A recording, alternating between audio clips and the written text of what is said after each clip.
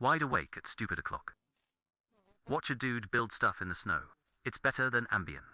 This is a video lullaby for stressed out adults. Guaranteed to knock you out. Results may vary. I psychically sense your phone battery is at 63%. Am I right? Drop your battery percentage for science. Alright, enough rambling. Time for your dose of Zen. Meanwhile, in the ridiculously snowy the forest got absolutely dumped on. This is Rick. His address is Earth. He's allergic to central heating. So, he gets antsy, grabs his gear, and goes house hunting in the wild. Ooh, a rocky cliff. Looks promising. It's got a nice, roomy underbit. He immediately calls dibs.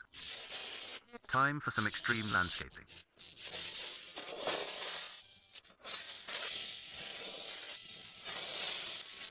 He eats a metric ton of leaves, revealing his new living room floor. All this organic clutter reminds him of his last apartment. So he continues the Great Purge. Operation Man Cave is a go.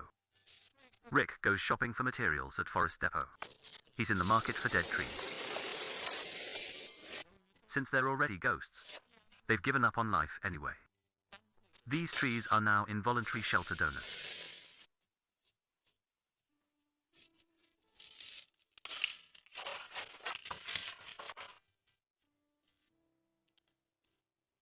He'd gathered enough wood to make a beaver jealous. Out comes the manual wood shop. Time to make big logs into small logs. They must all be the same size. It's the law. His neatness is frankly intimidating. This is the floor. Try to keep up. He lays down the world's most rustic welcome mat. Very neat, very orderly. Behold, a floor. Time for the big boy log. This one's the designated doorstep. Planning ahead for the door, smart.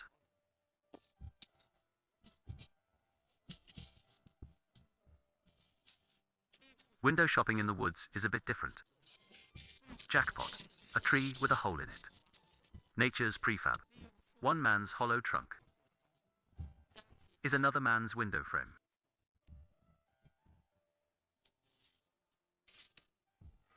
Shove it in the wall. Perfect fit. Voila, a rustic window.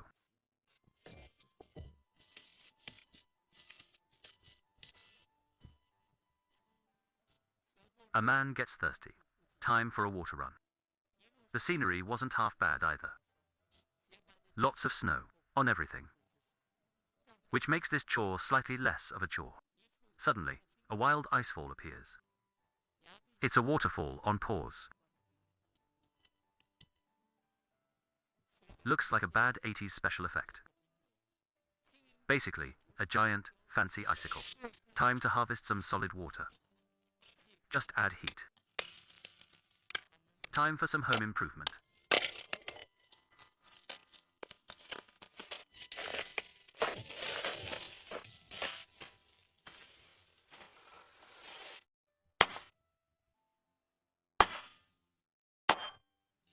Rick made some wood confetti with his knife. He also grabbed some flammable weeds, mixed them up, and poof, a tiny, happy fire was born. He plonked a kettle full of ice on it and waited for science to happen. Back to pimping the hut. Walls, rinse and repeat.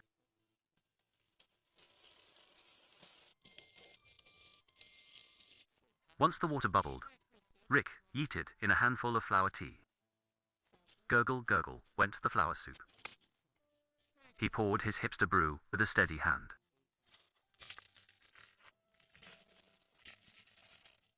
Taste test time. The bone-chilling cold was officially cancelled. Meanwhile, back at the construction site, the shack was starting to look like a shack. Time for some interior decorating. Step 1. Make the floor less lumpy. Next, a quest for some lush green moss. Behold, nature's fluffy insulation. It's perfect for plugging the gaps and telling the wind to get lost. Result, a cozy, sealed man cave. But what about security? Rick decided he needed a keep-out fence. He sharpened some very large toothpicks.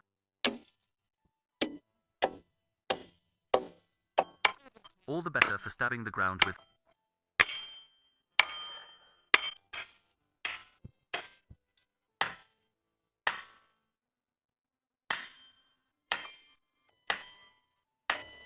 Then, he added some crossbars and tied it all together with.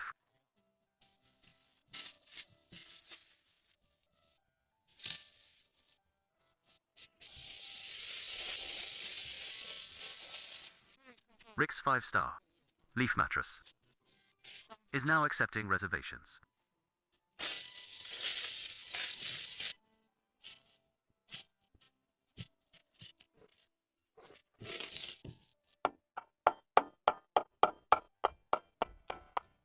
Now, to build a door.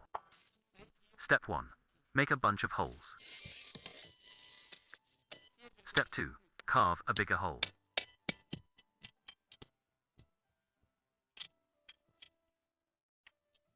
It fits in the groove. And boom, a door frame. To keep the drafts out. He busts out the high-tech plastic sheet. This marvel of engineering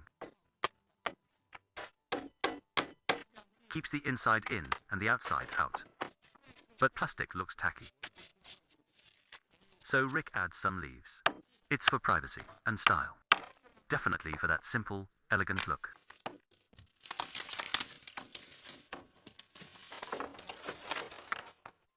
Ah, nature. Can't forget the windows. More plastic fixes everything. Next up, a chimney. Rick goes shopping nearby. He finds a conveniently hollow log. Perfect for holding fire, obviously. After all that work, it's time to reward the belly. First, chicken chunks. Get a slow simmer in the pot.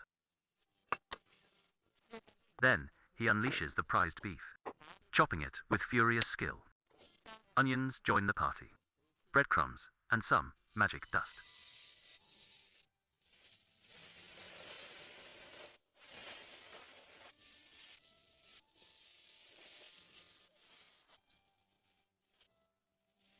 A pat of butter hits the pan. He squishes the mix into a chonky patty and fries it to golden brown perfection. The dogs get their chicken on bread appetizer. He presents the feast to his furry overlords, who do not hesitate. Chomp. Now, for his own glorious beef puck. He bites it while it's still lava-hot. Crispy out, tender in. Oh yeah, that's the stuff. With bellies full, Rick and his freeloaders head home. The chimney is puffing like a tiny train. The coziest warehome sign ever. Lulled by the crackling fire, he enters a tactical food coma. Then, morning happened. Outside, still a ridiculously pretty snow globe. Rick brews some fancy fruit water.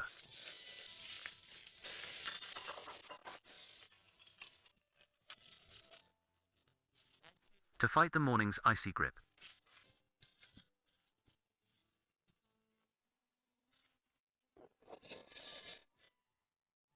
This is peak lumberjack chic. No emails, no traffic, no pants required.